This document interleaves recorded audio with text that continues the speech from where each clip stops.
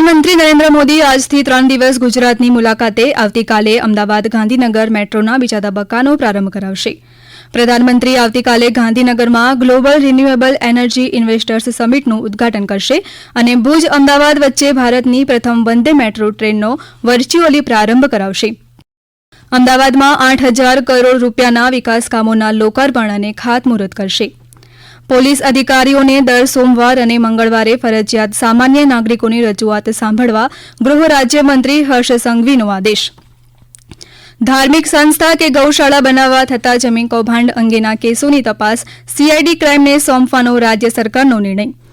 કેન્દ્રીય શ્રમ અને રોજગાર મંત્રી ડોક્ટર મનસુખ માંડવિયાએ રાજકોટના પશ્ચિમના રાજ્યોની 3જી પ્રાદેશિક બેઠકની અધ્યક્ષતા કરી.